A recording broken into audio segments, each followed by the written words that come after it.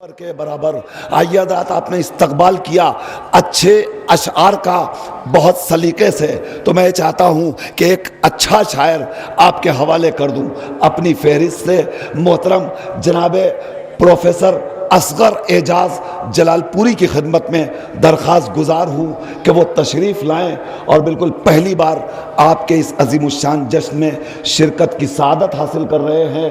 محترم جناب اصغر اعجاز جلال پوری جو علی گڑھ مسلم یونیورسٹی سے تشریف لائے ہیں، میں ان کے حضور حرف التماس لے کر چلوں اور ان سے درخواست کروں کہ وہ تشریف لائیں اور اپنا منظوم نذرانِ عقیدت بارگاہ باب الحوائج میں پیش کریں۔ آپ حضرات استقبال کریں مہمان شاعر جناب ڈاکٹر اصغر اعجاز جلال پوری کا۔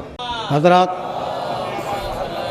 آپ حضرات سے گزارش ہے کہ ہم اہل بیت اطہار کے ماننے والے کبھی بھی اپنے درمیان فاصلے کو پسند نہیں کرتے، لہذا میں بصد ادب آپ حضرات سے گزارش کرتا ہوں کہ ذرا آگے اور تشریف لے آئیں تو زیادہ بہتر ہوگا۔ ایک دفعہ بآواز بلند صلوات، اور آگے آجائے زیادہ بہتر ہوگا۔ چھوٹے حضرت کے حوالے سے کہ عزم کی بازی گری پر ظلم ششدر رہ گیا، عزم کی بازی گری پر ظلم ششدر رہ گیا، اور آئینے میں شاہکار آئینہ گر رہ گیا۔ عزم کی بازی گری پر ظلم ششدر رہ گیا، آئینے میں شاہکار آئینہ گر رہ گیا، اور نہر میں جیسے ہی رکھا ایک پیاسے نے قدم، نہر میں جیسے ہی رکھا ایک پیاسے نے قدم، تشنگی کی آگ سے دریا جھلس کر رہ گیا۔ نہر میں جیسے ہی رکھا ایک پیاسے نے قدم، تشنگی کی آگ سے دریا جھلس کر رہ گیا۔ نہر میں جیسے ہی رکھا ایک پیاسے نے قدم، تشنگی کی آگ سے دریا جھلس کر رہ گیا، اور میں ایسا ایک چمن زر نگار رکھتا ہوں، میں ایسا ایک چمن زر نگار رکھتا ہوں، جو ہو خزاں سے الگ وہ بہار رکھتا ہوں۔ میں ایسا ایک چمن زر نگار رکھتا ہوں، جو ہو خزاں سے الگ وہ بہار رکھتا ہوں، اور اگر نجف کی زمین پر قدم نہیں میرے، اگر نجف کی زمین پر قدم نہیں میرے، میں اپنے دل میں علی کا مزار رکھتا ہوں۔ اگر نجف کی زمین پر قدم نہیں میرے، میں اپنے دل میں علی کا مزار رکھتا ہوں۔ نعرہ صلوات۔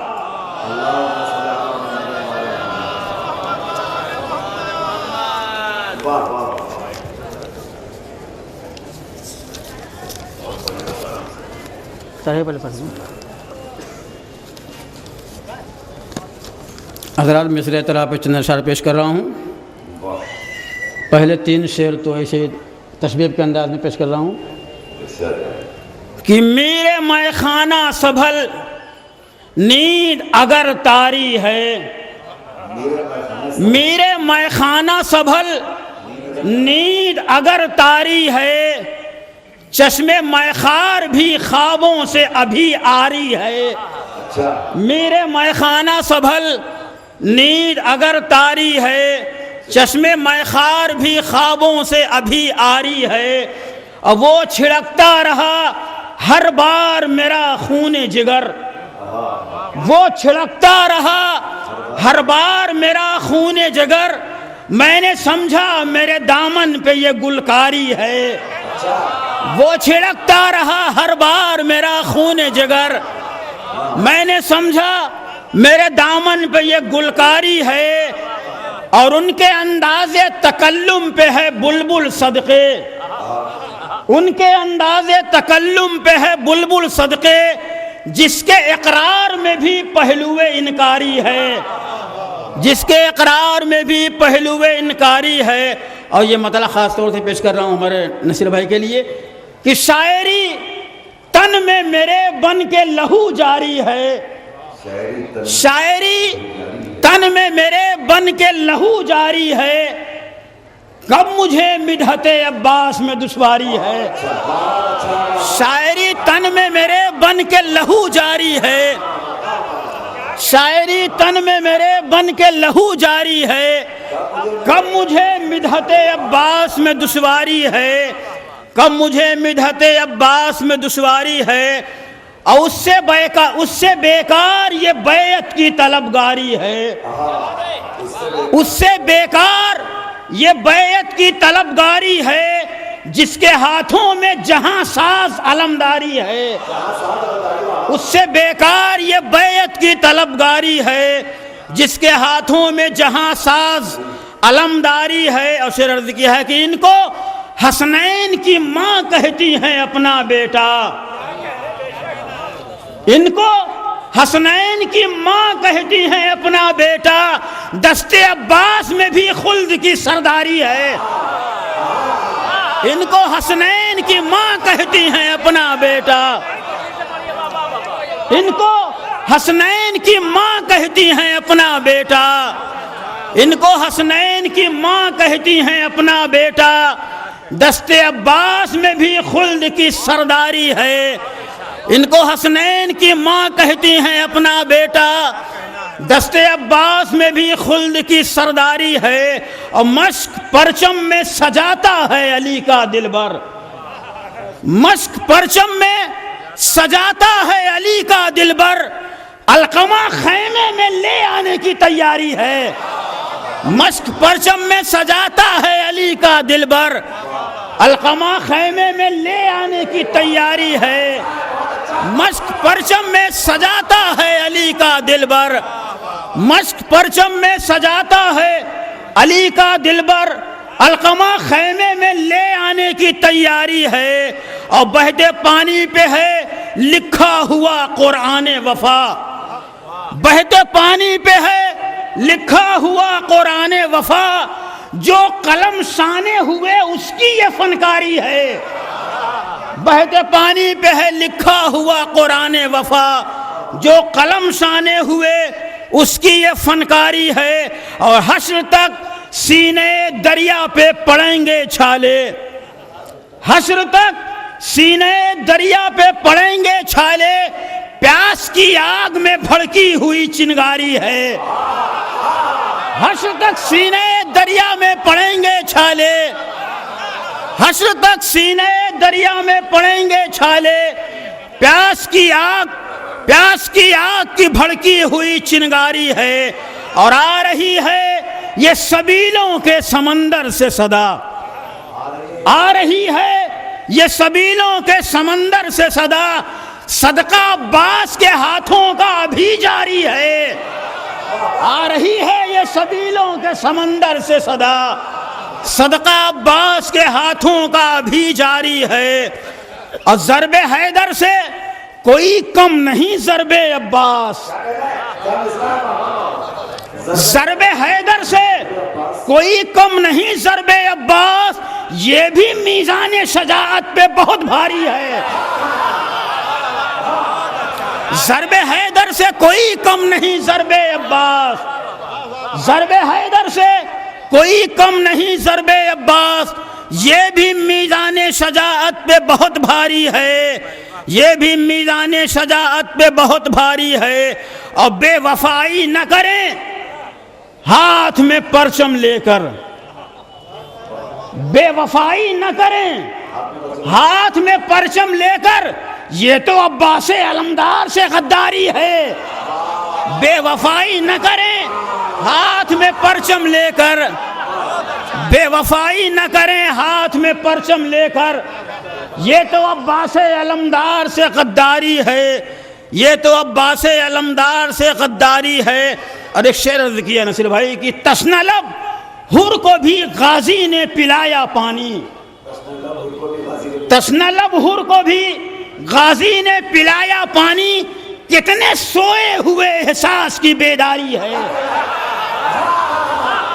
تشنہ لب حر کو بھی غازی نے پلایا پانی، تشنہ لب حر کو بھی غازی نے پلایا پانی، کتنے سوئے ہوئے احساس کی بیداری ہے۔ اور تیرا گلابوں سے بھرا ہے دامن، کربلا تیرا گلابوں سے بھرا ہے دامن، تپتے صحرا پہ یہ شبیر کی گلکاری ہے، تپتے صحرا پہ یہ شبیر کی گلکاری ہے۔ اور رن میں عباس نے اکثر جو بہائے آنسو، رن میں عباس نے اکثر جو بہائے آنسو، یہ شجاعت پہ اطاعت کی گوہرباری ہے۔ رن میں عباس نے اکثر جو بہائے آنسو، رن میں عباس نے اکثر جو بہائے آنسو، رن میں عباس نے اکثر جو بہائے آنسو، یہ شجاعت پہ اطاعت کی گوہرباری ہے۔ رن میں عباس نے اکثر جو بہائے آنسو،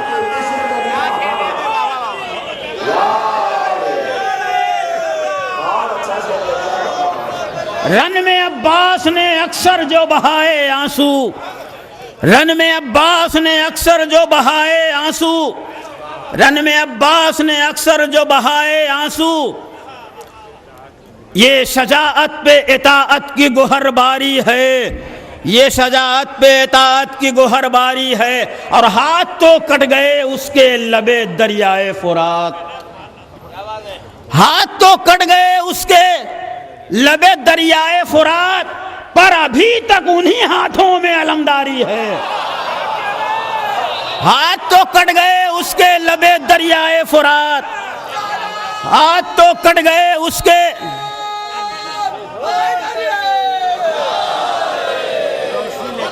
ہاتھ تو کٹ گئے اس کے لبے دریائے فرات، پر ابھی تک اسی ہاتھوں میں علمداری ہے، پر ابھی تک ہاتھ تو کٹ گئے اس کے لبے دریائے فرات، ہاتھ تو کٹ گئے اس کے لبے دریائے فرات، پر ابھی تک انہی ہاتھوں میں علمداری ہے۔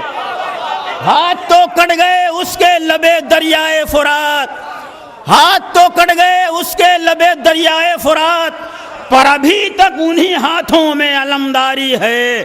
اور پاس دریا کے بھی لب تر نہ کیے گھوڑے نے، پاس دریا کے بھی لب تر نہ کیے گھوڑے نے، اسپِ عباس میں بھی کتنی سمجھداری ہے۔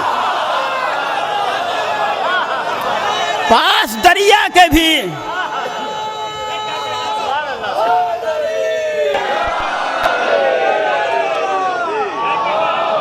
پاس دریا کے بھی لب تر نہ کیے گھوڑے نے، پاس دریا کے بھی لب تر نہ کیے گھوڑے نے، اسپِ عباس میں بھی کتنی سمجھداری ہے، اسپِ عباس میں بھی کتنی سمجھداری ہے۔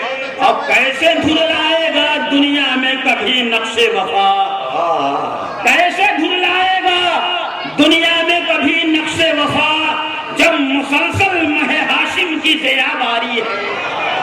کیسے جھلائے گا دنیا میں کبھی نقش وفا، جب مسلسل مہ ہاشم کی ضیا باری ہے۔ اور آج تک تل نہ سکا اس کے مقابل دریا،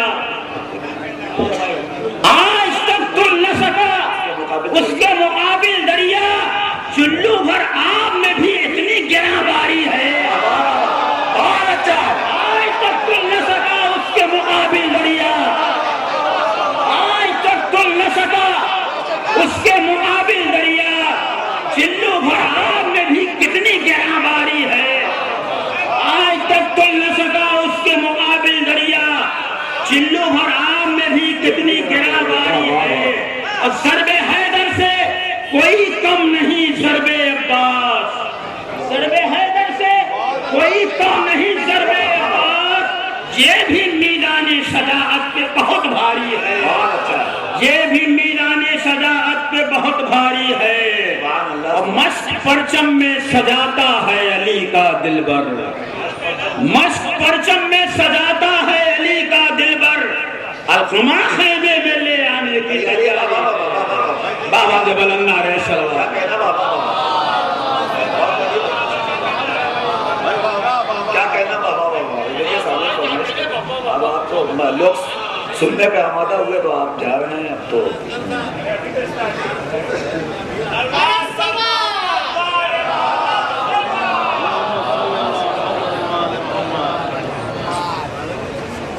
پیش کروں چھوٹے حضرت کے حوالے سے مطلب ہے کہ یہ جلوہ عباس بانداز دیگر ہے. ارے بابا یہ جلوہ عباس بانداز دیگر ہے یا خانہ حیدر میں سر شام سحر ہے. یہ جلوہ عباس بانداز دیگر ہے یا خانہ حیدر میں سر شام سحر ہے. اور سوریج کچھ اتنا بنی ہاشم کا قمر ہے. سوریج کچھ اتنا بنی ہاشم کا قمر ہے. سورج کا بھی دہلیز پہ رکھا ہوا سر ہے. کیا کہنا ہے؟ سورج کا بھی دہلیز پہ رکھا ہوا سر ہے.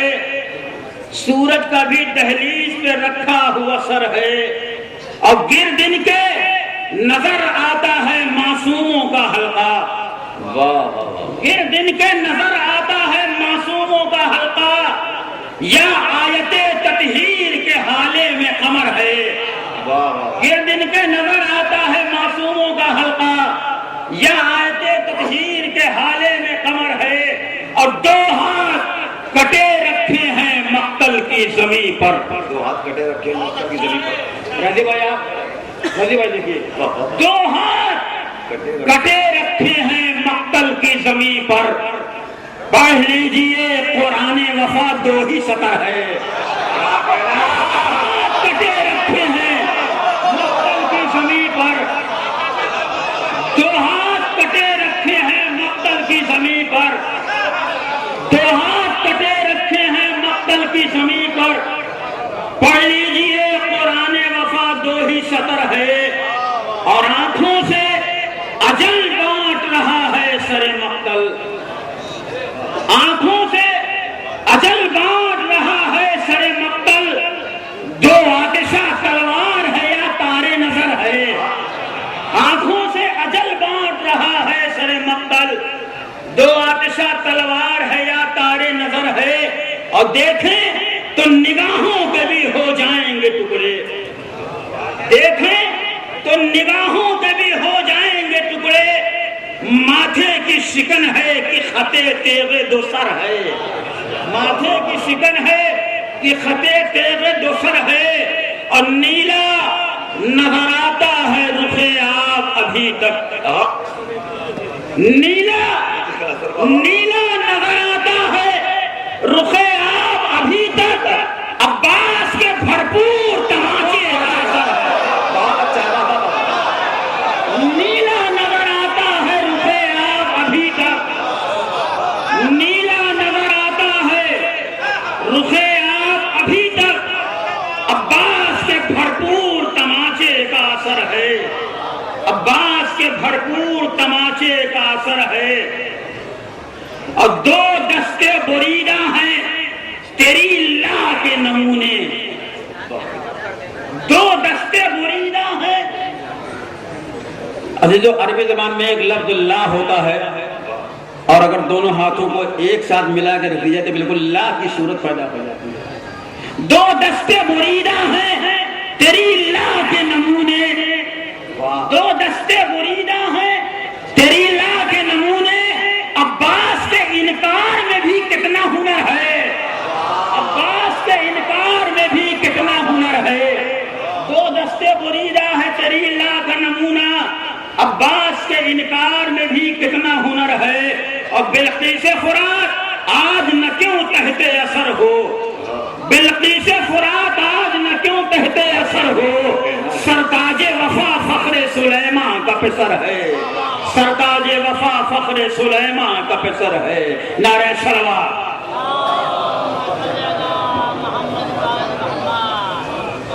کیا خوب شاعری کر رہے تھے جناب ڈاکٹر اصغر اعجاز صاحب. دریا پہ نظر آتی نہیں لاکھوں کی فوجیں. دریا پہ نظر آتی نہیں لاکھوں کی فوجیں. لگتا ہے انہیں شیر کے آنے کی خبر ہے. لگتا ہے انہیں شیر کے آنے کی خبر ہے. ایک شعر اس سلسلے کا دے رہا ہوں, مولانا فرمائیے شعر میں کیفیت ہوگی تو بولیے گا. تو چاہے تو رک جائے ابھی گردش دوران، تو چاہے تو رک جائے ابھی گردش دوران، تو شب کو اگر کہہ دے سحر ہے تو سحر ہے،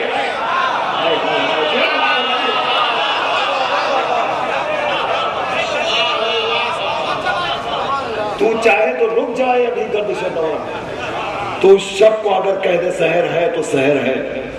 حضرات میں صرف تھوڑی سی درخواست آپ حضرات کی خدمت میں کرنا چاہتا ہوں، بہت بڑا مجمع میرے سامنے ہے باہر تک، اور وہ حضرات اندر آنا چاہتے ہیں اور ادھر جگہ بھی خالی ہے، اگر آپ حضرات انہیں راستہ دے دیں تو وہ لوگ یہاں تک آنے میں کامیابی حاصل کر لیں گے۔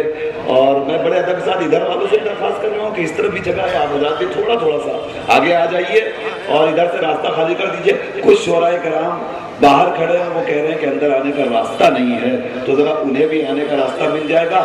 اور ادھر گیٹ سے میں بڑے ادب کے ساتھ درخواست کر رہا ہوں حضرات سے، اس کے بعد مجھے نہیں کہنا پڑے گا۔ اور آئیے یہ کام خود میں ایک ایسی شخصیت کے حوالے کر دوں کہ جسے مجھے ابتداءً بلا لینا چاہیے تھا، مگر کچھ مجبوری تھی، مجھے جیسے جیسے حکم ہو رہا تھا میں نظامت کا فریضہ انجام دے رہا تھا۔ آج کی محفل کی صدارت فخر قوم محترم جناب سید جعفر رضا صاحب ایڈوکیٹ کے حوالے ہے، صدر موصوف تشریف فرما ہے۔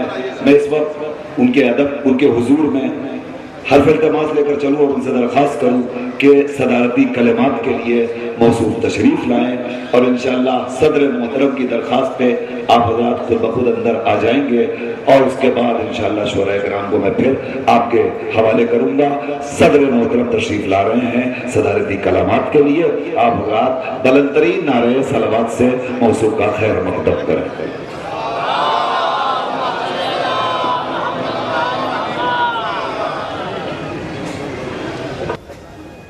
جناب علماء کرام اور رام جو یہاں پر تشریف فرما ہے، ہمارے معزز حاضرین اور ہمارے شعراء کرام جو یہاں تشریف فرما ہے، ہم سب کا تہہ دل سے خیر مقدم بھی کرتے ہیں اور ان کا شکریہ بھی ادا کرتے ہیں کہ ان کے آنے سے ہمارے اراکین انجمن کے حوصلے بھی بلند ہوتے ہیں، ہمت افزائی بھی ہوتی ہے، اور آئندہ کے لیے بھی ان کی ہمت افزائی قائم رہتی ہے۔ آپ جانتے ہیں کہ یہ تقریر کا موقع نہیں ہے، مولانا صفدر تقریر فرما چکے ہیں، مولانا ابن حسن صاحب سیریا سے تشریف لا چکے ہیں، چند لمحوں میں آپ کے سامنے تشریف لائیں گے۔ ہم ان کا بھی خیر مقدم کرتے ہیں۔ راستے میں کچھ دقتیں ہو گئی، جام پھٹ گیا، جس کی وجہ سے نہیں اور وقت سے پہلے آ جاتے وہ اپنے وقت سے۔ آج کی محفل جناب باب الحوائج کے جشن ولادت کے سلسلے میں ہے۔ اس سرزمین دریاباد جو اس بات کے لیے جتنا فخر کرے کم ہے کہ عزاداری حسین اور عزاداری اہل بیت کی جتنی زیادہ رواداری اور قیام یہاں پر ہے، اسی سلسلے میں یہ آج 48واں دور جناب باب الحوائج کے لیے عام طریقے سے ہمارے شعراء کرام اور علماء کرام یہ فرماتے ہیں کہ تمنائے دل حیدر اور تمنائے دل زہرا، یقیناً میرا بھی یہ عقیدہ ہے، مگر یہ کیوں؟ بس 2-3 جملوں میں میں بات کرنا چاہتا ہوں۔ جس وقت سرکار ختمی مرتبت نے یہ فرمایا کہ حسین منی ہو انا من الحسین، تم مولائے کائنات کے رگ حمیت اور دور رس نگاہیں پھڑک اٹھی ہوں گی کہ اس وقت تو میں سرکار ختمی مرتبت کے خدمت میں ہوں، بقائے تبلیغ اسلام کے لیے، لیکن جب وہ وقت آئے گا انا من الحسین کا، اس وقت کون ہوگا؟ اس وقت کون ہوگا؟ نبی اکرم نے اسلام کا علم میرے ہاتھوں میں دیا تھا، لیکن جب حسین کلنا محمد کے منزل میں اس وقت محمد ہوں گے، بقائے دین کے لیے کوشاں ہوں گے، اس وقت وہ علم کس کو دیں گے؟ اس لیے مولا کائنات کی دورس نگاہوں نے تمنا کی، باب الحوائج کی، اور تمنا کی، اور صحیح تمنا کی کہ اس وقت نہ میں ہوں گا، نہ حسن ہوں گے، نہ سرکار ختمی احمد ضبط ہوں گے، تو کون حسین بقائے دین کا علم کس کے ہاتھوں میں دیں گے؟ یہ باب الحوائج ہیں کہ جن کے ہاتھوں میں علم ایک مرتبہ دے دیا گیا تو دونوں ہاتھوں کو قلم کرا کر کے اس پر قربان کر کے اس طرح سے قربان کر دیا کہ آج بچے بچے کے ہاتھ میں ان کا علم ہے، کریا کریا میں ان کا علم ہے، ادا خانوں میں ان کا علم بلند ہے، ہر جگہ ان کا علم بلند ہے۔ اب کسی کو علم سپرد کرنے کی ضرورت نہیں ہے، مولا عباس نے علم اس طرح سے دے دیا کہ اب کسی کو علم دوبارہ دینے کی ضرورت نہیں ہے، ہمیشہ کے لیے تا قیامت بلند ہو گیا۔ کوئی اور وقت تقریر کا موقع نہیں ہے، آپ شعراء کرام کے کلام سننے کے لیے بے چین ہوں گے، اور یقیناً بے چین ہوں گے، اور میں بھی بے چین ہوں کہ ان کے کلام سے محظوظ ہوں۔ لیکن بس ایک ہی چیز میں آپ کے سامنے آخری کہنا چاہتا ہوں کہ جو اس محفل کو بڑے خلوص سے سال بھر اس میں لگے رہتے تھے، شعراء کرام سے رابطہ قائم کرنا اور محفل کے لیے تدین و اسی درگاہ کے لیے تدین کی کوشش میں رہتے تھے، مرزا عام طریقے سے ان کو اعجاز کہا جاتا تھا، نام تھا سردار محمد عباس، سیکریٹری انجمن، وہ نہیں رہے حادثے میں، آپ سب کو معلوم ہے۔ میں اپنا فرض سمجھتا ہوں کہ اس موقع پر آپ لوگوں سے دعا کروں کہ ان کے لیے ایک سورہ فاتحہ پڑھ کر کے ان کے روح فتو کو بخش دیں۔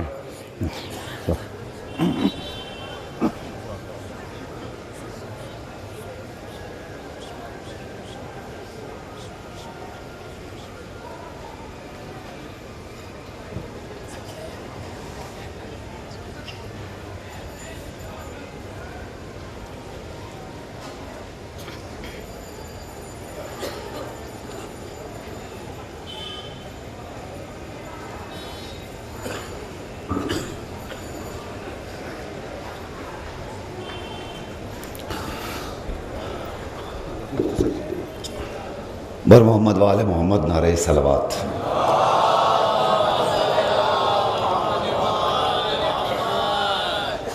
حضرات آئیے اس سلسلے کو بھی مکمل کر لیا جائے، چونکہ ہمیشہ اس جشن کی روایت یہ رہی ہے کہ یہاں کوئی نہ کوئی خطیب جشن ہوتا ہے جو نثری نذرانہ عقیدت پیش کرتا ہے، اور اس کے بعد مسلسل شعراء کرام منظور نذرانہ عقیدت پیش کرتے ہیں۔ آج کے جشن میں خطیب کی حیثیت سے حجر اسلام المسلمین علی انعام مولانا سید ابن حسن صاحب قبلہ مدعو تھے، جنہیں آنے میں کچھ تاخیر ہو گئی، مگر موصوف دور دراز کی مسافتوں کو طے کر کے ابھی حاضر ہو گئے ہیں۔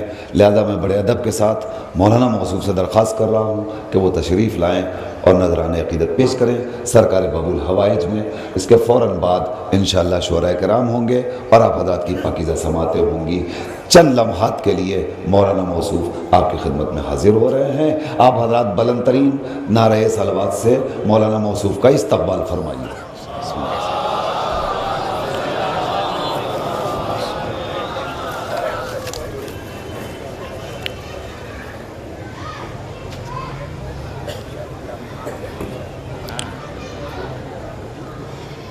لا حول ولا قوة إلا بالله العلي العظيم أعوذ بالله من الشيطان الرجيم بسم الله الرحمن الرحيم الحمد لله الذي هدانا لهذا وما كنا لنهتدي لولا أن هدانا الله لقد جاءت رسل ربنا بالحق الصلاة والسلام على أشرف الأنبياء والمرسلين مولانا ومولا الثقلين جد الحسن والحسين سيدا شباب أهل الجنة المكي المدني القرشي الهاشمي مولانا أبي القاسم محمد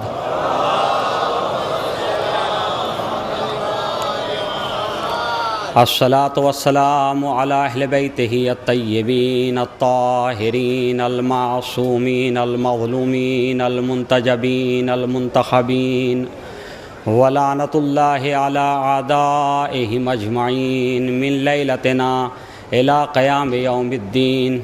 أما بعد فقد قال الله تعالى وتبارك في كتابه الكريم وفرقانه الحميد وقوله الحق بسم الله الرحمن الرحيم وما أرسلناك إلا رحمة للعالمين. صلوات پڑھیں محمد والے.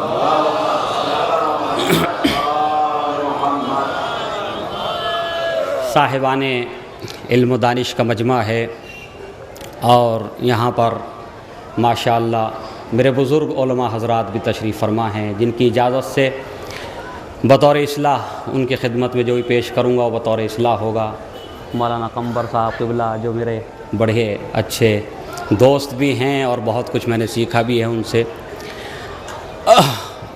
پہلی بات تو یہ کہ میں معذرت خواہ ہوں کہ ایک طویل سفر کر کے،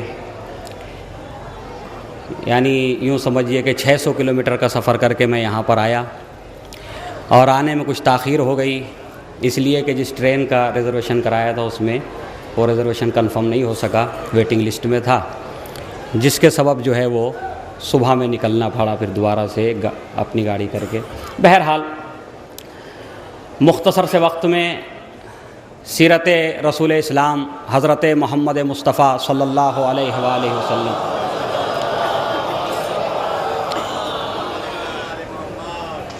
کہ جن کی سیرت ہماری روح کو جلا بخشتی ہے، جن کی سیرت ہماری حیات کو حیات جاویدانی عطا کرتی ہے، جن کی سیرت ہمیں گمراہی سے نکال کے ہدایت کی طرف لے کر کے آتی ہے، جن کی سیرت ہمیں یہ سکھاتی ہے کہ اس دنیا میں کس طرح سے زندگی گزارنا ہے، کس طرح سے اپنوں کے ساتھ زندگی گزارنا ہے اور کس طرح سے دوسروں کے ساتھ زندگی گزارنا ہے، جن کی سیرت یہ بتاتی ہے کہ جب آپ اقلیت میں رہیں تو کس طرح سے رہیں، جب آپ اکثریت میں ہوں تو کس طرح سے ہوں، جب حکومت سے دور ہوں تو کس انداز میں زندگی گزاریں، اور جب حکومت تمہارے پاس آ جائے تو پھر کس انداز میں زندگی گزارنا چاہیے.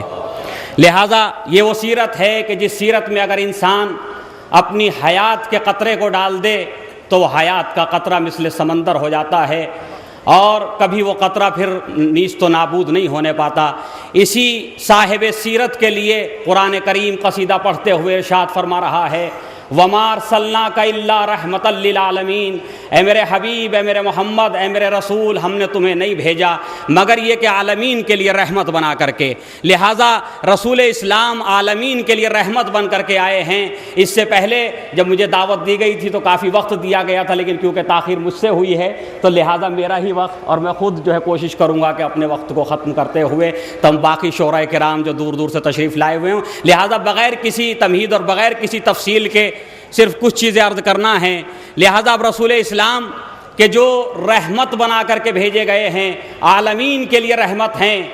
رحمت کیا ہے؟ ایک عام انسان رحمت رسول اسلام کو نہیں سمجھ سکتا، اس لیے کہ رحمت کوئی سامنے کی چیز نہیں ہے، بلکہ نبی کے کردار سے رحمت کو سمجھا جائے گا، نبی کی سیرت سے رحمت کو سمجھا جائے گا، نبی کی زندگی سے رحمت کو سمجھا جائے گا. لیکن اس زندگی کو بیان کرنے کے لیے ایک طویل وقت کی ضرورت ہے، اس کی تفصیلات میں جانے کے لیے بہت کچھ وقت درکار ہے. لیکن میں صرف ایک اشارے کرنا چاہتا ہوں کہ جس زمانے میں رسول اسلام کو اس دنیا میں بھیجا گیا اور ایسی جگہ منتخب کی گئی کہ جہاں ظلم کا دور دورہ تھا، جہاں ستم آرائی تھی، جہاں انسانیت سسک رہی تھی، جہاں روح انسان تڑپ رہی تھی، ایسی جگہ کو انتخاب کیا اور وہاں پر نبی کریم کو بھیجا جس کا نام ہے مکہ، کہ جہاں پر ہر طرف بتوں کی خدائی کو مانا جا رہا تھا، بتوں کو خدا مانا جا رہا تھا، جہاں انسان شرک میں مبتلا تھا، اور شرک کی نوعیت یہ تھی کہ اپنے ہاتھوں سے ان کو بناتا تھا اور خود ہی ان کی عبادت کرتا تھا، جہاں اس حد تک انسان کی عقل جو ہے وہ پستی میں جا چکی ہو کہ جس چیز کو خود بنا رہا ہے اسی کو خدا مان رہا ہے، وہاں پر نبی کو بھیجا گیا۔ جس معاشرے کے اندر بیٹیوں کو زندہ دفن کیا جا رہا تھا، جس معاشرے کے اندر نکاح اور طلاق کا کوئی قانون نہ تھا، بلکہ ایک مرد کو یہ حق حاصل تھا کہ وہ اگر چاہے تو 100 طلاق ایک عورت کو دے سکتا ہے اور وہ پھر بھی اس کی زوجیت سے آزاد نہیں ہوگی، جس معاشرے کے اندر بیٹا جو ہے وہ اپنی سوتیلی ماں کو اپنے عقد میں لے سکتا تھا، ایسے معاشرے کے اندر کہ جہاں ہر طرح کی خرابیاں تھیں، ہر طرح کی برائیاں تھیں، وہاں پر اس نبی کو بھیجا گیا، ان کو رحمت بنا کر کے بھیجا گیا۔ اب نبی نے آنے کے بعد کیا کیا کہ اس معاشرے کے اندر ان خرابیوں کو ختم کر کے اس معاشرے کو ایک مرتبہ پھر ان اچھائیوں سے بھر دیا کہ وہ اچھائیاں کہ جس کی کائنات تعریف کرتے ہوئے نہیں تھکتی۔ بھائیزان گرامی، عرض مختصر یہ کرنا ہے کہ رسول اسلام نے اس معاشرے کو اس طرح سے تبدیل کیا کہ نبی لٹیروں کے درمیان رہے لیکن رہبر بن کر کے رہے، صادق بن کر کے رہے، نبی شرابیوں کے درمیان رہے لیکن کبھی آستین پہ کسی شراب کی چھینٹ نہ آنے دی، نبی جھوٹوں کے درمیان رہے، ان جھوٹوں میں رہ کر کے اپنے آپ کو صادق کے لقب سے یاد کرایا، نبی خیانت داروں کے درمیان میں رہے لیکن ان خیانت داروں میں رہ کر کے امین کہلائے، نبی ان بیٹیوں کو دفن کرنے والوں کے درمیان میں رہے، جب خود بیٹی ہوئی تو اس کو رحمت بنا کر کے پیش کر دیا۔ صلوات پڑھے محمد و آل محمد پر، اس کو رحمت بنا کر کے پیش کیا تاکہ دنیا دیکھے کہ بیٹی کا وجود ایک انسان کے لیے عذاب نہیں ہے بلکہ بیٹی کا وجود رحمت ہے۔ تو جو کائنات کے لیے رحمت کے بن کر کے آیا تھا، اس باپ نے اپنی بیٹی کو خود اپنے لیے رحمت قرار دیا، خود اپنے لیے رحمت قرار دیا۔ جہاں بیٹیاں زندہ دفن ہو رہی تھیں وہاں اپنی بیٹی کی تعظیم کے لیے نبی کھڑے ہوتے ہوئے نظر آئے، نبی وہاں پر بیٹی کی تعظیم کے لیے کھڑے ہوتے ہوئے، اس لیے کہ تاکہ ذہن انسانی اس بات کی طرف متوجہ ہو کہ یہ بیٹیاں دفن کرنے کے لیے نہیں ہیں بلکہ یہ بیٹیاں محبت کرنے کے لیے ہیں، یہ بیٹیاں اس لیے دی گئی ہیں کہ ان کے ساتھ رحم کیا جائے، ان کے ساتھ جو ہے حسن سلوک کیا جائے، لہٰذا نبی نے ہر برائی کو اس طرح سے ختم کیا۔ اور پھر آپ دیکھیں کہ برائیاں تو اتنی تھیں کہ جن کا بیان کیا جائے تو وقت کم پڑ جائے گا، لیکن جتنی برائیاں تھیں نبی نے 23 سال کے عرصے میں، جو نبوت کا عرصہ ہے، اس 23 سال کے عرصے میں ان تمام برائیوں کو ختم کر کے اس کی جگہ ایک ایسا قانون دیا کہ جو اس دنیا سے لے کر کے آخرت تک انسان کو سرخرو کر سکے، جہاں کہیں پر بھی انسان کو اس قانون پہ چلنے میں شرمندگی نہ ہو۔ لیکن آج وہی نبی ہے، وہی خاتم المرسلین ہیں، وہی رحمت للعالمین ہیں کہ جن کے لیے دوسرے ملکوں میں دوسرے مذاہب کے رہنے والے پتلے ان کے جو ہے کارٹون بنا رہے ہیں، ان کے ساتھ جو ہے وہ سلوک کر رہے ہیں کہ جو جانوروں کے ساتھ بھی نہیں کیا۔ کیوں؟ اس کا سبب کیا ہے؟ سبب یہ ہے کہ کیونکہ وہ نہیں چاہتے کہ یہ دنیا اچھائیوں سے بھر جائے، وہ نہیں چاہتے کہ اس دنیا کا فساد ختم ہو جائے، وہ نہیں چاہتے کہ اس دنیا میں نیکیاں پیدا کی جائیں، بلکہ وہ برائیوں کو بڑھاوا دینا چاہتے ہیں، وہ گمراہی کو بڑھانا چاہتے ہیں۔ وہ یہ چاہتے ہیں کہ جیسے جیسے یہ دنیا فساد سے بھرتی چلی جائے گی ویسے ویسے ہماری حکومتوں کا فائدہ ہوتا چلا جائے گا، جتنا جتنا فتنہ و فساد بڑھے گا، جتنی بے حیائی بڑھے گی، اتنا ہی ہم دوسری حکومتوں پہ قبضہ کرتے چلے جائیں گے۔ لہٰذا آج وہ نہیں چاہتے کہ جس نے حیا کا درس دیا ہو، جس نے انسان کو اس کا امتیاز بتایا ہو، اس کو رہنے کا سلیقہ سکھایا ہو، کہ اس انسان کی جو ہے وہ سیرت کا بیان ہو یا اس انسان کو اچھا کہا جائے۔ تو عزیزان گرامی، لیکن اس میں ایک ہمارا بھی بڑا رول رہا ہے، اور وہ یہ کہ ہم نے نبی کریم کی سیرت کو چھوڑ دیا، نبی کریم کی سیرت پہ عمل نہیں کیا اور ہم اس نبی کی سیرت سے ہٹ گئے۔ کیوں؟ اس لیے کہ آج جو سب سے بڑا الزام ہے، اور یہ بڑا قدیم الزام چلا رہا ہے، کہ نبی نے ایک ہاتھ میں قرآن لے کر کے اور ایک ہاتھ میں تلوار لے کر کے عیسائیت اور یہودیت کے کھنڈرات پہ اسلام کی حکومت کو جو ہے وہ وسیع کیا۔ خدا کی قسم، جن لوگوں نے یہ الزام لگایا تھا وہ نہ یہودی تھے، نہ وہ کفار قریش تھے، نہ وہ مکے کے رہنے والے تھے، نہ وہ مدینے کے رہنے والے تھے بلکہ وہ عیسائی تھے، جبکہ تاریخ یہ کہتی ہے کہ یہودیوں سے تو تلوار کا مقابلہ ہوا، کفار قریش سے تو تلوار کا مقابلہ ہوا، اہل مکہ سے تو تلوار کا مقابلہ ہوا، لیکن عیسائیوں سے تو کوئی بھی تلوار کا مقابلہ نہیں ہوا۔ عیسائیوں سے کوئی بھی تلوار کا مقابلہ نہیں ہوا۔ اگر ایک مقابلہ ہوا تھا تو کردار کا مقابلہ ہوا تھا۔ ایک مقابلہ عیسائیوں کے ساتھ ہوا، تلوار کا مقابلہ نہیں ہوا، قوت کا مقابلہ قوت سے نہیں ہوا، بلکہ صداقت کا مقابلہ ہوا، سچائی کا مقابلہ ہوا، جس کو ہم مباہلہ کہتے ہیں، جو ہے محفوظ نہ رہ سکتی۔ بہت ہی مختصر میں آپ کو اشارے دے رہا ہوں، ان عیسائیوں کے یہاں جناب مریم کی عصمت بھی جو ہے محفوظ نہ رہتی ہوں، کیوں؟ اس لیے کہ انہی کی بائبل میں یہ سلسلہ نسب حضرت عیسیٰ علیہ السلام کا ذکر ہے، آج بھی موجود ہے کہ جناب عیسیٰ جو ہیں یوسف نجار کے بیٹے ہیں، جناب عیسیٰ یوسف نجار کے بیٹے ہیں، اور نعوذ باللہ جناب مریم سلام اللہ علیہا اور یوسف نجار گرل فرینڈ اور بوائے فرینڈ کی شکل میں جنگلوں میں پھرتے تھے۔ صحیح ہے؟ جو ہمیں آج تہذیب سکھا رہے ہیں، جو ہمیں تمدن سکھا رہے ہیں، جو ہمیں کلچر کے آواز پہ بلا رہے ہیں، جو ہمیں متمدن بنانا چاہتے ہیں، جن کا تمدن یہ ہے، جن کی تہذیب یہ ہے کہ اگر یہ رومال گر جائے اور کوئی اٹھا کر کے دے دے تو جلدی سے آگے بڑھ کے کہتے ہیں تھینک یو، یہ ہے یا نہیں؟ کہ ان کی تہذیب یہ ہے کہ اگر ایک چھوٹی سی ہیلپ کر دیجئے، ان کو راستہ بتا دیجئے تو وہ شکریہ ادا کرتے ہیں۔ ارے جب اتنی سی بات پہ تم شکر ادا کرتے ہو، تمہاری فطرت میں یہ بات ہے کہ اگر کوئی مدد کرے تو اس کا شکریہ ادا کرو۔ تو جس نبی نے تمہاری ماں جناب مریم کو اس داغ سے بچایا کہ جو داغ پوری زندگی کے لیے تمہارے علماء نے لگایا تھا، اس داغ سے بچایا کہ جو تمہارے علماء نے لگایا تھا، اس نبی کا کبھی شکریہ ادا نہیں کیا جاتا؟ اس نبی کے لیے کبھی تھینکس نہیں کہا جاتا؟ اس نبی کے لیے کبھی جو ہے منت احسان نہیں ہوا جاتا؟ کیا وجہ ہے؟ وجہ یہ ہے کہ یہ اسلام آگے نہ بڑھنے پائے، انہیں خطرہ اسلام سے ہے۔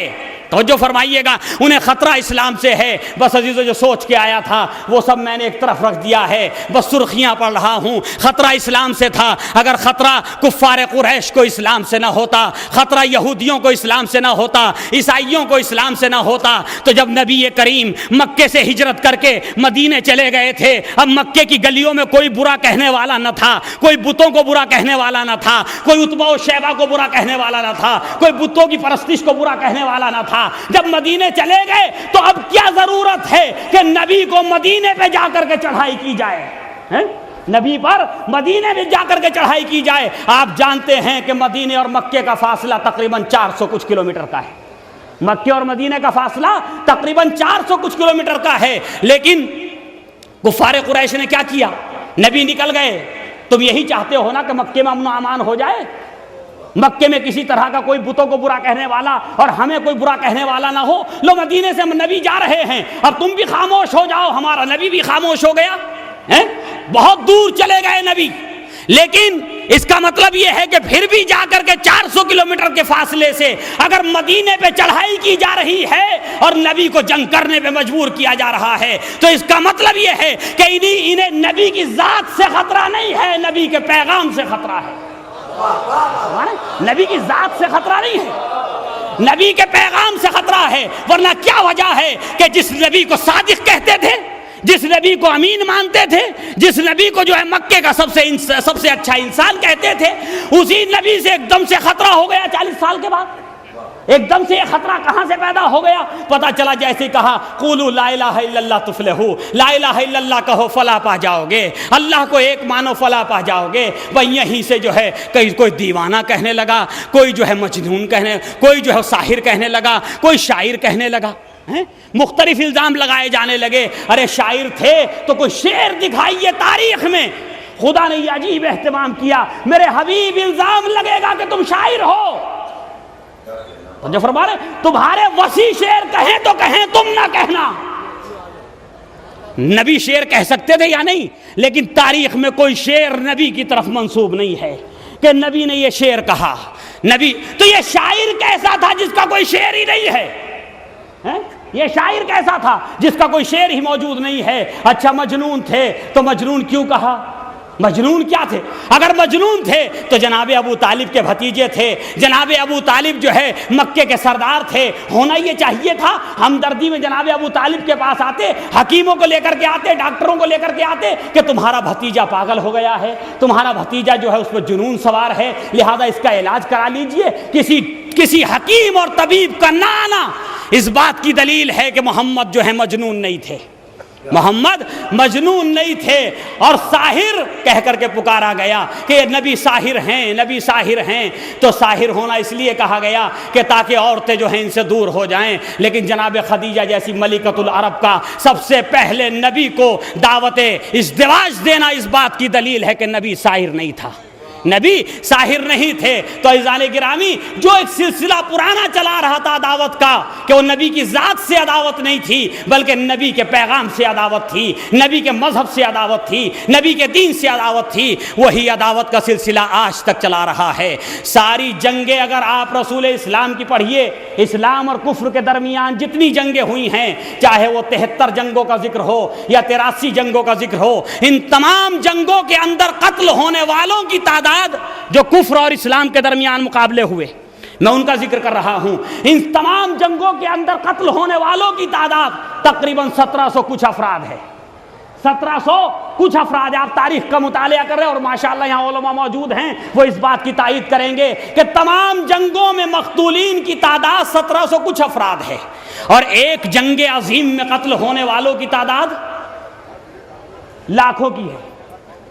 ایک جنگ کے اندر لاکھوں قتل کرو تو جنگجو کا الزام اپنے اوپر کبھی نہیں لگاتے، کبھی نہیں کہتے ہم دہشت گرد ہیں، کبھی نہیں کہتے کہ ہم خوریزی کرنے والے ہیں، کبھی نہیں کہتے کہ ہم اپنی حکومت کو جو ہے دوسروں کے ملکوں پہ جو ہے قابض کرنا چاہتے ہیں، ہم اپنے نظام کو جو ہے دوسروں کے نظام پہ جو ہے وہ تھوپنا چاہتے ہیں، کبھی اس بات کا اعلان نہیں کرتے۔ تو 1,00,000 قتل ہو جائیں تو کوئی الزام نہیں لگاتا کہ یہ دہشت گرد ہیں، اور محمد کی 83 جنگوں میں صرف 1700 کچھ افراد مارے جائیں تو کہا جاتا محمد جنگجو ہیں۔ محمد نے خوریزی کر کے تلوار کے ذریعے، طاقت کے ذریعے اسلام کو آگے بڑھایا ہے۔ تو عزیزان گرامی، یہ سب الزامات ہیں رسول اسلام کے اوپر، اور اس میں مسلمانوں نے بڑا کردار ادا کیا۔ نبی نے تو کبھی تلوار اٹھائی نہیں، نبی نے اپنی زندگی میں کبھی تلوار نہیں اٹھائی۔ تلوار اٹھانے کے لیے خدا نے کہا، اے میرے حبیب تم اپنے ہاتھ میں یہ تلوار نہ لینا، ہم تمہیں ایک جانشین دیں گے جو ہر جگہ اس تلوار کو لے کر کے تمہاری حفاظت کرے گا۔ تو جو فرما رہے ہیں، یعنی جس پہ الزام ہے تلوار سے جنگ، تلوار اور قوت سے جو ہے لڑنے کا، اس نے کبھی تلوار ہی نہیں اٹھائی، اور جس نے تلوار اٹھائی اس پہ کوئی الزام ہی نہیں ہے، یا نہیں؟ تو جو فرمائیے، جو تلوار لیے نبی کے سامنے کھڑا تھا نبی کی حفاظت کے لیے، اسلام کی حفاظت کے لیے، اس پہ تلوار کا کوئی الزام نہیں ہے۔ محمد کے ایک ہاتھ میں تلوار دکھائی جاتی ہے، ایک ہاتھ میں جو ہے قرآن دکھایا جاتا ہے۔ تو عزیزان گرامی، نبی نے کبھی تلوار نہیں اٹھائی، کسی جنگ میں نہیں لڑے نبی، کسی جنگ میں حضرت رسول اسلام نہیں لڑے، ورنہ یہ الزام لگ جاتا کہ نبی نے تلوار اٹھائی تھی، نبی نے جو ہے یہ سکھایا تھا۔ نہیں، نبی، اور اچھا جہاں جہاں تلوار اٹھائی وہاں دفاع کے لیے اٹھائی، اٹیک کرنے کے لیے نہیں اٹھائی، ابتدا نہیں کی۔ اس کا بس میں ایک جملے میں جو ہے خلاصہ کر کے یہ عرض کر دوں کہ اگر کوئی پوچھے کہ کیسے کہہ رہے ہیں کہ ابتدا نہیں کی، تو اس کی سب سے اچھی دلیل یہ ہے کہ جتنے بھی میدان جنگ ہیں وہ مدینے کے قریب ہیں، مکے کے قریب نہیں ہیں۔ جتنے بھی میدان جنگ ہیں، چاہے احد کا میدان ہو، چاہے خندق کا میدان ہو، چاہے بدر کا میدان ہو، جتنے میدان جنگ ہیں وہ سب کے سب مدینے کے قریب ہیں، مکے کے قریب نہیں ہیں۔ تو 400 کلومیٹر دور سے اس زمانے میں تو جنگ ہو سکتی ہے، لیکن تلوار کا مقابلہ اتنی دوری سے نہیں کیا جا سکتا۔ تلوار کا مقابلہ اتنی دوری سے نہیں کیا جا سکتا، کیونکہ سامنے آمنے کی جنگ دو افراد کے درمیان ہوتی تھی۔ تو یہ ساری جنگوں کے میدان مدینے کے سامنے ہیں، مدینے میں ہیں۔ پتہ چلا کہ 400 میل چل کر کے کون آیا؟ کون آیا؟ بھئی جو چل کر کے آیا وہی تو اٹیک کر رہا ہے، نبی تو دفاع کر رہے ہیں۔ اگر نبی دفاع نہ کرتے تو پھر یہ کہا جاتا کتنا بزدل تھا وہ قائد کہ گھر پہ دشمن چڑھائی کر رہا تھا اور اس نے باہر نکل کے دفاع تک نہیں کیا۔ ہر طرح سے اسلام کو الزام دیا جاتا ہے، ہر طرح سے ہمارے نبی پر جو ہے الزام دیا جاتا ہے کہ نبی نے یہ کیا، نبی نے یہ کیا۔ تم نے کیا کیا؟ تم اپنے گریبان کی طرف بھی تو دیکھو۔ حال ہی میں افغانستان میں آپ نے کتنے مار دیے، عراق میں آپ نے کتنے قتل کیے، فلسطین کے اندر روز جو ہے آپ لوگوں کو قتل کر رہے ہیں۔ اس سلسلے میں کبھی سوچو کہ کیا کر رہے ہو؟ جگہ جگہ تم جو ہے لوگوں کو مار رہے ہو۔ اپنے آپ کو کبھی دہشت گرد نہیں کہتے، کبھی جنگجو نہیں کہتے، کبھی خونریز نہیں بتاتے، لیکن نبی کی 1400 سال پرانی تاریخ کو اٹھا کر کے کبھی نبی کو خونریز کہتے ہو، کبھی نبی کو جو ہے وہ جنگجو بتاتے ہو، کبھی نبی پہ جو ہے وہ طاقت کے استعمال کا الزام لگاتے ہو۔ بس عزیزان گرامی، تو وہ نبی کے جس نے یہ درس دیا تھا اپنی سیرت سے کہ محمد وہ ہے کہ جس نے اپنے دوستوں ہی کو نہیں اپنے دشمنوں کو بھی اپنے گلے سے لگایا ہے۔ چاہے وہ واقعہ ہو جو آپ سنتے رہتے ہیں کہ بڑھیا کوڑا ڈالتی تھی، اس میں بھی نتیجہ یہی ہے، اخلاق رسول، صحیح ہے، اور چاہے دوسرے واقعات ہوں جو تاریخ میں موجود ہیں کہ فتح مکہ کے بعد جب نبی نے جو ہے وہ سارے کفار کے جنہوں نے نبی کو ستایا تھا، نبی پہ اوجھڑیاں پھینکی، نبی پہ پتھر برسائے، نبی کی راہ میں کانٹے بچھائے، نبی پر کوڑا ڈالا، سب کچھ کیا، نبی کو ہجرت کرنے پہ مجبور کیا۔ جب فتح مکہ ہوا تو اب یہ سب کے سب سامنے کھڑے ہوئے تھے۔ ایک مرتبہ نبی نے پوچھا کہ تم مجھے کیسا سمجھتے ہو؟ ابھی مسلمان نہیں ہوئے تھے، ابھی کلمہ اسلام پڑھ کر کے دائرہ اسلام میں داخل نہیں ہوئے تھے، ابھی کافر تھے، ابھی کافر تھے۔ پوچھا کہ تم مجھے کیسا سمجھتے ہو؟ تو سب نے جواب دیا خون الکریم، ہم تمہیں اپنا ایک اچھا بھائی سمجھتے ہیں۔ پر نبی نے فرمایا جاؤ، میں تمہیں جس طرح سے یوسف نے اپنے بھائیوں کو خطاؤں اور غلطیوں کے باوجود معاف کر دیا تھا، میں تمہیں معاف کرتا ہوں، میں تمہیں معاف کرتا ہوں۔ تو یہ معافی کس کو دی جا رہی ہے؟ جو شب ہجرت قتل کرنے کے لیے تیار ہوئے تھے، محمد ان کو معاف کر کے اپنے رحمت للعالمین ہونے کا جو ہے وہ پیغام دے رہے ہیں کہ دیکھو میں ان کو معاف کر رہا ہوں، میں ان کو معاف کر رہا ہوں۔ تو عزیزان گرامی، نبی نے تو اپنے دشمن کو بھی معاف کر دیا، نبی نے تو کبھی اپنے دشمن کو بھی جو ہے سزا نہیں دی۔ اور بس آخری بات اور وہ یہ کہ اسی نبی کے نور کا ایک ٹکڑا تھے حضرت علی علیہ الصلوۃ والسلام، اسی نبی کے نور کا۔ اب میں کہاں کہاں وہ موارد گناؤں اس صورت میں کہ جہاں جہاں جو ہے مولا کائنات نے اپنے دشمن کو معاف کیا، کہاں کہاں وہ موارد گناؤں ہیں؟ کہنے کا مقصد یہ ہے کہ چاہے وہ جنگ خندق میں عمرو بن عبد ود ہو، چاہے وہ خیبر میں جو ہے وہ مرحب ہو، سب کو ایک ہی پیغام دیا کہ جاؤ واپس چلے جاؤ یا اسلام لے آؤ۔ اسلام لے آؤ کیا مطلب؟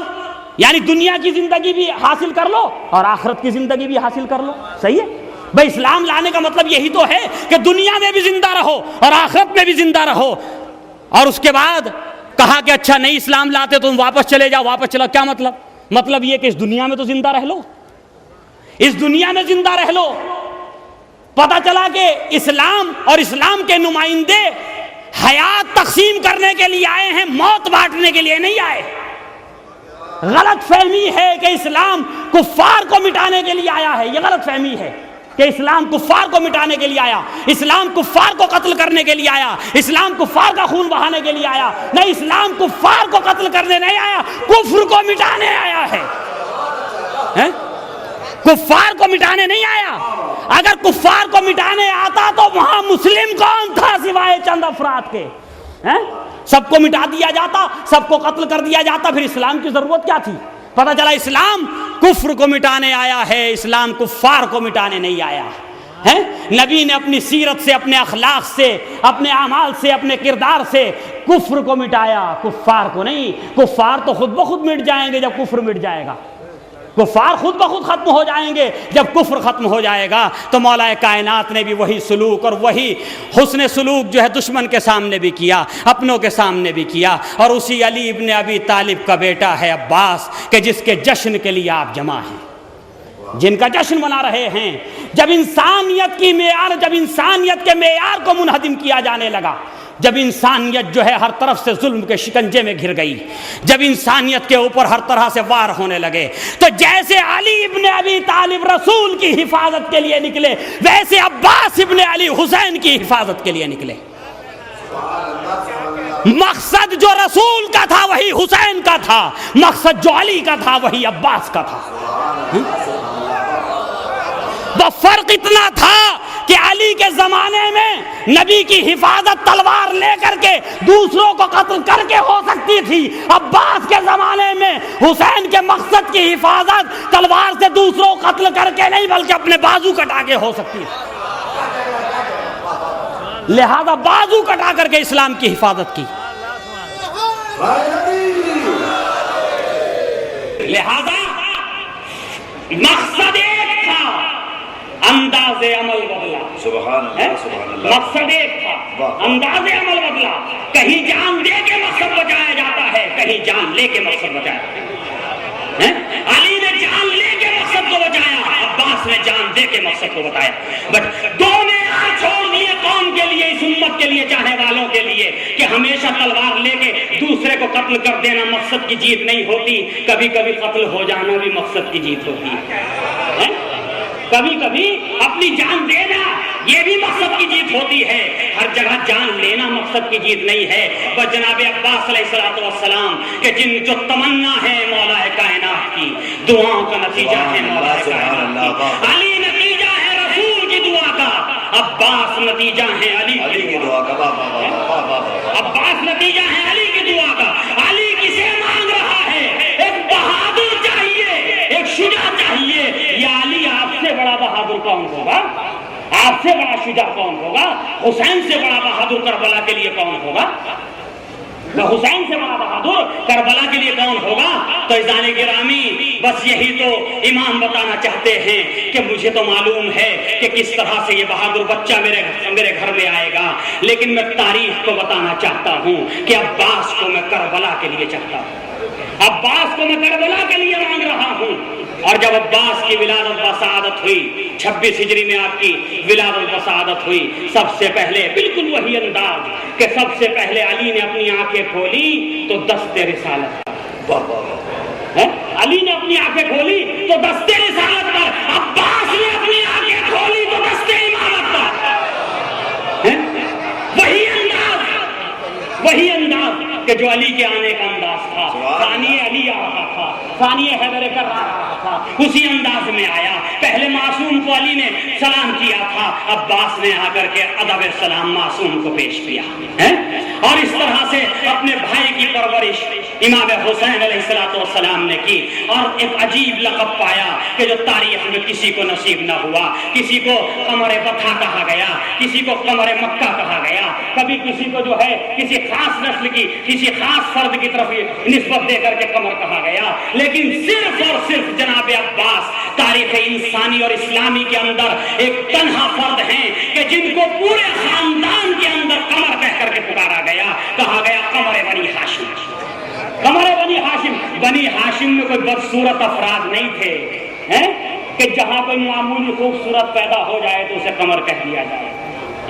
پتا چلا کہ جہاں تمام قمر جمع تھے، اقمار جمع تھے، ان اقمار کے لیے اگر کوئی قمر بنا تو اس کا نام عباس ہے، اس کا نام عباس ہے۔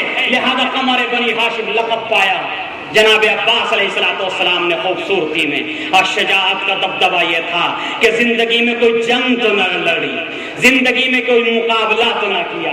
محققین کہتے ہیں کہ صفین میں موجود نہیں تھے، میں اس میں بحث میں جانا نہیں چاہتا، علماء کا مجمع ہے، صحیح ہے، میں اس بحث میں جانا نہیں چاہتا، لیکن بعض محققین کا کہنا یہ ہے کہ جنگ صفین میں جناب عباس نہیں لڑے۔ اس لیے میں کہہ رہا ہوں اگر نہیں لڑے تو یہ بھی ایک معجزہ ہے، یہ بھی ایک معجزہ ہے جناب عباس کی بہادری کا اور شجاعت کا کہ جو کہیں نہ لڑا دشمن اس سے اتنا ڈر رہا ہے، جو کہیں نہ لڑا، جو فرمائے واہ واہ واہ، جو کہیں نہ لڑا،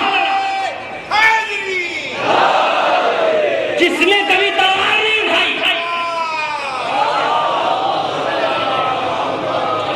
جس نے کبھی تلوار اٹھائی نہیں، جو کسی میدان جنگ میں گیا ہی نہیں، جس نے کسی سے مقابلہ کیا ہی، اس سے ڈرنے کی ضرورت کیا ہے؟ پتہ کہاں سے چلا یہ شجاع ہے، پتہ کہاں سے چلا کہ یہ شجاع ہے، یہ بہادر ہے؟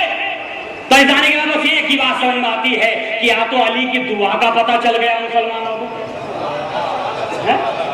اور اگر علی کی دعا کے پتہ چلنے سے مانا کہ یہ بہادر ہے، یہ شجاع ہے، تو ماننا پڑے گا کہ کتنا یقین تھا اس وقت مسلمان کو کہ کوئی جھوٹ بولے تو بولے، علی نہیں بول سکتے. کتنا یقین تھا اس زمانے کے مسلمان کو کہ کوئی جھوٹ بولے تو بولے، علی جھوٹ نہیں بول سکتے. علی نے جو مانگا ہے، جو کہا ہے دعا میں، وہ یقیناً پورا ہوگا. تو جناب عباس نے بس آخری بات، اور وہ یہ کہ میدان کربلا میں جناب عباس آ گئے. اب جب میدان کربلا میں آئے اور لشکروں کو ترتیب دے دیا گیا، صبح عاشور مولانا ابوالکلام آزاد صاحب نے چھوٹا سا کتابچہ مقتل امام حسین علیہ السلام پہ تحریر فرمایا ہے. میں اس کے حوالے سے روایت پڑھ رہا ہوں. یقیناً ان کی نظر ہوگی روایات پر، انہوں نے کہیں یہ روایت دیکھی ہوگی، کیونکہ میری نظروں سے کسی روایت کا گزرنا نہ گزرنا عدم وجود کو دلالت نہیں کرتا کہ نہیں ہے. صحیح ہے. لہذا وہ یہ کہتے ہیں کہ جس وقت دونوں لشکر ترتیب دے دیے گئے، اس طرف 10,000 آدمی گھوڑے سوار ایک بار کی حملہ کرنا چاہتے ہیں. نماز صبح کے فوراً بعد ابھی سورج نمودار نہیں ہوا، جو پہلا حملہ ہوا تاریخ کربلا میں، پہلا حملہ جو ہوا اس میں سورج ابھی نمودار نہیں ہوا. چاہتے ہیں کہ 10,000 آدمی امام حسین کے لشکر پہ. لشکر کہاں ہے؟ حقیقت میں دیکھا جائے تو یہ چند افراد ہیں جن میں بچے بھی ہیں، جن میں بوڑھے بھی ہیں، جن میں ایسے ایسے ضعیف ہے کہ جنہوں نے اپنی پیشانی پہ رومال اس لیے باندھا ہے کہ یہ بھنیں جو آنکھوں پہ آ رہی تھی یہ اوپر اٹھ جائے، جنہوں نے کمر میں پٹے اس لیے باندھے ہیں تاکہ قوت مل سکے، اور یہ کمر جو ٹیڑھی ہو گئی ہے پیری سے یہ کمر سیدھی ہو جائے. ایسے ایسے لوگوں پر 10,000 آدمی مل کر کے حملہ کر رہے. یہ 3 دن کے بھوکے پیاسے بھی ہیں، لیکن قائد کی قیادت کو سلام، قائد کی قیادت کو سلام. 517 آدمی ایک آدمی کے مقابلے میں آتے کربلا کی فوج میں. تو جو ہمارے ادھر 72 ہیں، ادھر 30 اور 35 ہزار کی کم سے کم تاریخ تقریب میں لکھا 30-35 ہزار کی تعداد، اس سے اوپر کی بھی روایات ہے. صحیح. تو یہ 72 ہیں اور ادھر 35,000 کا لشکر ہے. ایک آدمی کے مقابلے میں 500 آدمی. کہیں مقابلہ دیکھا آپ نے ایسا؟ ایک آدمی کے مقابلے میں 500 آدمی، اور یہ سب بھوکے پیاسے. وہ سب جو ہیں سیر شکم ہیں، وہاں کوئی پریشانی نہیں ہے.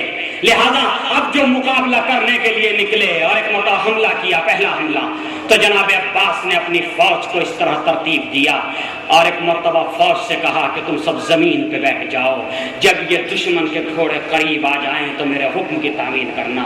بس جیسے یہ دوڑتی ہوئی فوج خیام حسینی کی طرف بڑھی اور اس فوج کے قریب آئی، اس مختصر سی فوج کے قریب آئی، جب اتنے نزدیک آ گئی کہ گھوڑوں کے دونوں پیروں کے درمیان نیزے سے حملہ کیا جا سکے، تو ایک مرتبہ جناب عباس نے کہا کہ نیزوں سے حملہ کرو.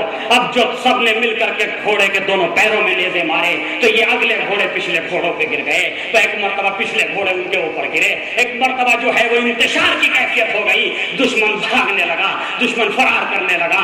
عزیزان گرامی، یہ تھے جناب عباس علیہ السلام کہ جنہوں نے ایک دن کے اندر 35,000 کے لشکر سے ان 18 کو پورے دن لڑا دیا، پورے دن لڑا دیا.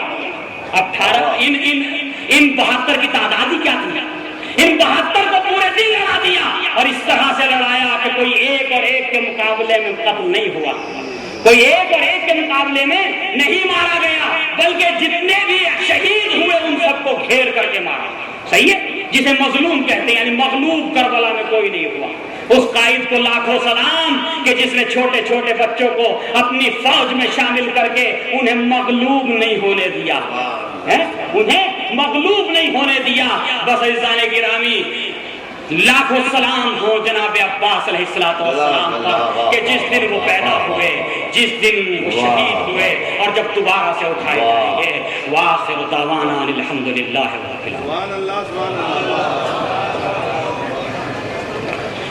حضرات انتہائی مبارکباد کے مستحق ہیں خطیب جشن حجر اسلام مولانا ابن حسن صاحب قبلہ، اور اسی کے ساتھ ساتھ اس سے زیادہ مبارکباد کا مستحق یہ مجمع ہے جو مولانا کی اتنی فکری، تحقیقی اور علمی گفتگو کو اتنی دیر تک کھڑا سنتا رہا، اور اس انداز سے سنتا رہا کہ وہ یہ بھول گیا کہ شعراء کے درمیان تقریر نہیں سنی جاتی ہے. آپ واقعی مبارکباد کے مستحق ہیں، اور اس سے زیادہ مولانا موصوف مستحق ہیں کہ جنہوں نے سرکار ختمی مرتبت کی سیرت سے لے کر سیرت باب الحوائج تک بڑی منظم اور بڑی محققانہ گفتگو کی.